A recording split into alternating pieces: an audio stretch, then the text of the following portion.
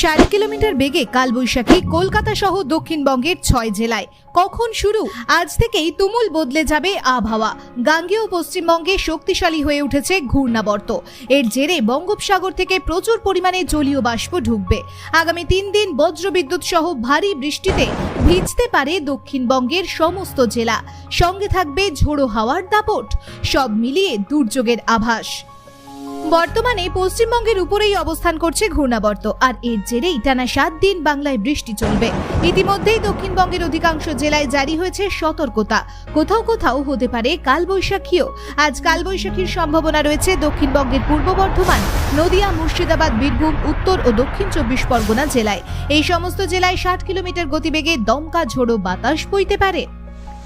আজ বজ্রবিদ্যুৎ সহ বৃষ্টি চলবে কলকাতা সহ দক্ষিণবঙ্গের সমস্ত জেলায়। বাকি জেলাগুলিতে ঘন্টায় 40 থেকে 50 কিলোমিটার বেগে ঝড় উঠতে পারে। দক্ষিণবঙ্গের সর্বত্র জারি কমলা সতর্কতা। গোটা দক্ষিণবঙ্গেই বজ্রবিদ্যুৎ সহ বৃষ্টির সম্ভাবনা রয়েছে বুধবার পর্যন্ত। আজ বিকেলের পর কলকাতায় বজ্রবিদ্যুৎ সহ বৃষ্টির সঙ্গে 30 কিলোমিটার বেগে দমকা হাওয়া বইতে পারে। মঙ্গল ও বুধবারও গোটা রাজ্যে বিক্ষিপ্ত বৃষ্টির সম্ভাবনা রয়েছে। হালকা থেকে মাঝারি বৃষ্টি চলবে। 23 এবং 24 তারিখেও সর্বত্র হালকা বৃষ্টির সম্ভাবনা। দক্ষিণবঙ্গের পাশাপাশি উত্তরবঙ্গেও জারি থাকবে বৃষ্টিপাত।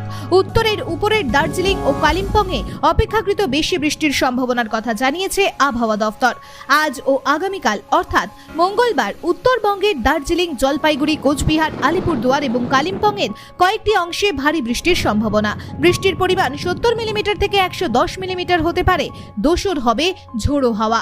40 থেকে 50 কিলোমিটার বেগে ঝোড়ো হাওয়া বইতে পারে।